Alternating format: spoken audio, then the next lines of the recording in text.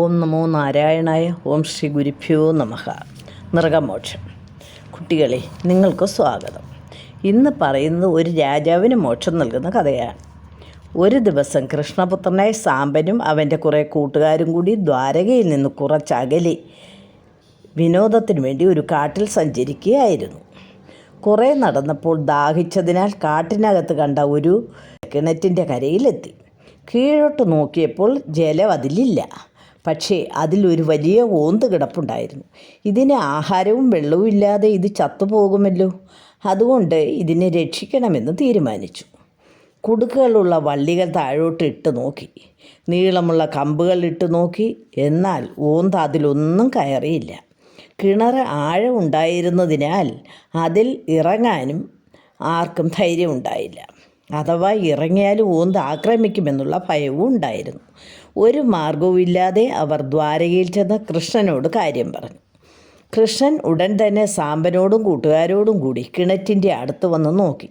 ഓന്ത് അതിൽ കിടപ്പുണ്ട്. ഭഗവാൻ തൻ്റെ കൈ നീട്ടി അത് നീണ്ട് ഓന്തിനെ എടുത്ത് പുറത്തു കൊണ്ടുവന്നു. ഉടൻ തന്നെ ഓന്ത് ഒരു ദിവ്യാഭരണ ഭൂഷിതനായ ഒരു പുരുഷനായി മാറി. നീ ആരാണ്? നീ ഈ കിണറ്റിൽ കിടക്കാൻ കാരണം എന്താണെന്ന് കൃഷ്ണൻ ചോദിച്ചു. സർവജ്ഞനായ അങ്ങയ്ക്ക് എല്ലാം അറിയാം, എങ്കിലും ചോദിച്ചതുകൊണ്ട് പറയാമെന്ന് പറഞ്ഞു. സൂര്യവംശ സ്ഥാപകനായ ഇക്ഷ്വാകുവിൻ്റെ പുത്രനായ നൃഗൻ എന്ന രാജാവാണ് ഞാൻ. ദാനധർമ്മങ്ങൾക്ക് മുടക്കം വരുത്താതെ ഭൂമിപാലനം ചെയ്തുകൊണ്ട് കഴിയുകയായിരുന്നു. ഒരു ദിവസം ഞാൻ അറിയാതെ എനിക്കൊരു തെറ്റുപറ്റി.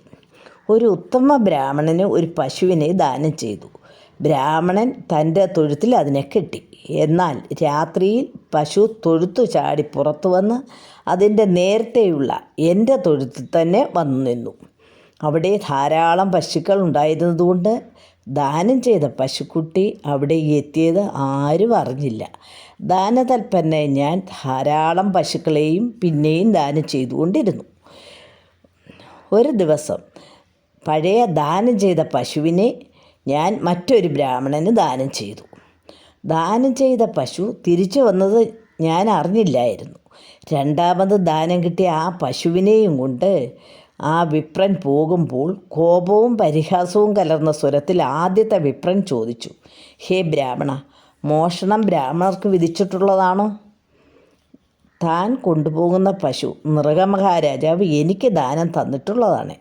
താൻ എൻ്റെ തൊഴുത്തിൽ നിന്നും ആ പശുവിനെ കട്ട് തൻ്റേതാക്കിക്കൊണ്ട് നടക്കുകയല്ലയോ എന്ന് ചോദിച്ചു. രണ്ടാമത്തെ ബ്രാഹ്മണൻ പറഞ്ഞു, ഇത് എനിക്ക് നൃഗമഹാരാജാവ് ഇന്ന് ദാനം തന്നതാണ്. ദാനശീലനായ മഹാരാജാവ് എനിക്കും തനിക്ക് ഒരു പശുവിനെ തരുമോ എന്ന് ചോദിച്ചു. അവർ തമ്മിൽ തർക്കമായി.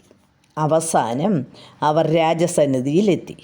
നിന്ദയും കോപവും കലർന്ന സ്വരത്തിൽ അവർ രാജാവിനോട് കയർത്തു. അന്യൻ്റെ മുതൽ കവർന്നെടുത്ത് പുണ്യകർമ്മം എന്ന് പറഞ്ഞ് ദാനം ചെയ്യുന്നു.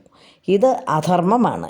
ന്യായമായ വിധം താൻ ആർജിക്കുന്ന ധനം കൊണ്ട് വേണം ദാനം നടത്താൻ. അന്യൻ്റെ ധനമെടുത്ത് ദാനം ചെയ്യുന്നത് പാപമാണ് എന്നൊക്കെ അവർ രാജാവിനെ ആക്ഷേപിച്ച് പറഞ്ഞു. ആദ്യം ദാനം ചെയ്ത പശു തിരിച്ചു വന്നത് അറിയാതെയാണ് ഞാൻ ആ പശുവിനെ പിന്നെയും ദാനം ചെയ്തതെന്ന് രാജാവ് പറഞ്ഞു. അറിയാതെ വന്നുപോയ ആ തെറ്റിന് ക്ഷമിക്കണമെന്നും പകരം സ്വർണം കൊണ്ടുള്ള പശുവിനെ അവർക്ക് നൽകാമെന്നും പറഞ്ഞു. അവർക്ക് ധനത്തിന് ആഗ്രഹമില്ല എന്നും പറഞ്ഞ് 2 ബ്രാഹ്മണന്മാരും പോയി. പിന്നീട് അനവധി പുണ്യകർമ്മങ്ങൾ ചെയ്തെങ്കിലും അത് എൻ്റെ പാപത്തിന് പരിഹാരമായില്ല. ഒടുവിൽ യമധർമ്മൻ അനവധി കാലം ഓന്തായി ഒരു കിണറ്റിൽ കിടക്കട്ടെ എന്ന് ശപിച്ചു. അവസാനം വിഷ്ണു ഭഗവാന്റെ കരസ്പർശത്താൽ നിനക്ക് പാപമോചനം ലഭിച്ച സായുജ്യം പ്രാപിക്കാമെന്ന് ശാപമോചനവും നൽകി. ഇത്രയും വലിയ തെറ്റാണോ ഞാൻ ചെയ്തതെന്ന് രാജാവ് ഭഗവാനോട് ചോദിച്ചു. ഭഗവാൻ പറഞ്ഞു, ബ്രാഹ്മണർക്ക് നീ ദാനം കൊടുത്തു, പക്ഷേ നീ പാവപ്പെട്ടവരെയും അവശന്മാരെയും എല്ലാം അവഗണിച്ചു. അതാണ് കാരണം എന്ന് പറഞ്ഞു. ഞാൻ ഓന്തായി കിണറ്റിൽ കിടക്കുമ്പോൾ നാരദ മഹർഷി ഒരു ദിവസം അവിടെ എത്തി. വിഷ്ണു ഭഗവാൻ ശ്രീകൃഷ്ണനായി പൂർണ്ണ അവതാരം സ്വീകരിക്കുമ്പോൾ മാത്രമേ നിനക്ക് മോക്ഷം നൽകുകയുള്ളൂ എന്ന് നാരദർ പറഞ്ഞു. അന്നു മുതൽ അങ്ങയെ പ്രതീക്ഷിച്ച് ഇവിടെ കിടക്കുകയായിരുന്നു. ഭഗവാനെ, എന്നെ അനുഗ്രഹിക്കണമേ എന്ന് പറഞ്ഞ് സ്തുതിച്ചു. ഭഗവാൻ രാജാവിന് നിത്യസായുജ്യം നൽകി അനുഗ്രഹിച്ചു. കുഞ്ഞുങ്ങളെ, രാജാവായിട്ടും അറിയാതെ ചെയ്തു പോയ തെറ്റിന് ശിക്ഷ അനുഭവിക്കേണ്ടി വന്നത് കണ്ടല്ലോ. അതുകൊണ്ട് എല്ലാ കാര്യങ്ങളും ശ്രദ്ധയോടും ഭക്തിയോടും കൂടി വേണം നമ്മൾ ചെയ്യാൻ.